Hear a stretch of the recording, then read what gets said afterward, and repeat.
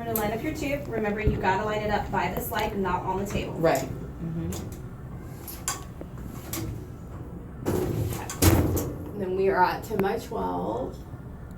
Crosswise or lengthwise? I always do lengthwise. What does the book say? Lengthwise. Yeah. I was like, oh God, am I telling you I'm wrong not to?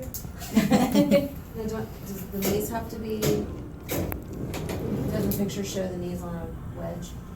Slide down a little bit.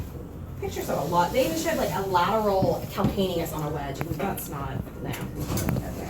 So it doesn't matter as long as the patient is straight. The thing for that is to bring the lordotic curve down. So once you start doing sacrum, you'll realize that before the joints. So our central ray is 2 inches below ACES, right? Yep. So we're midline, 2 inches below ACES. There we go. We're at 40. Put your marker. We're right there at the bottom. Because we know that's over femur, right? But up here, we might be getting really close to SI joint.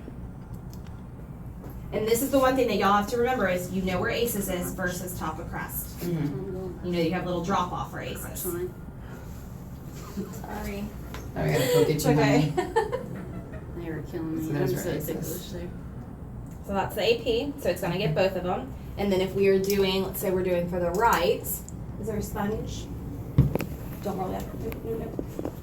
And this one thing you'll get in the habit of telling your patients is do not roll, let me roll you. Do not shift your hips. You'll get in the kind of a habit of what you say. So I always have the patient bring this arm up to the opposite shoulder, bend the knee up, and then I roll them up. On this is 45 degrees, so then I say keep your leg up. This is 25 to 30. Mm-hmm. Oh. So then I bring it down a a little little bit. vented side. Got it. And if your patient's ever, like for her, I would come and bring her chest You're up, doing this? so it's all in one line. Okay. You want them in one line. And that's still up a little bit, so bring it down.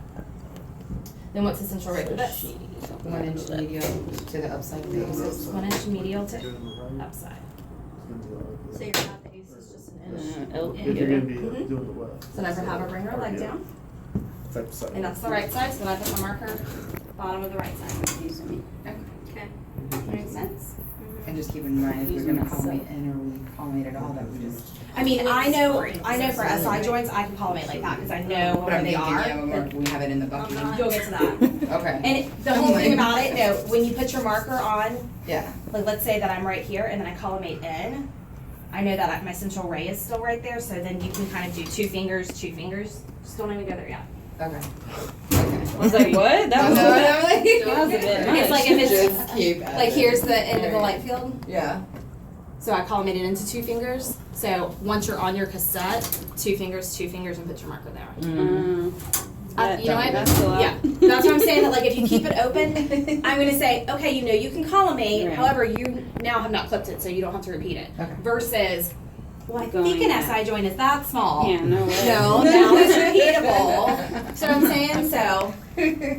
I don't want to be bad radiation protection because once y'all get to that class with me, I'm really big on radiation protection. But at the end of the day, you're going to have to re-rate it if you don't if you Yeah. clip it. So I'd rather you keep it open until you get to clinic holes and you kind of visualize that a little bit better.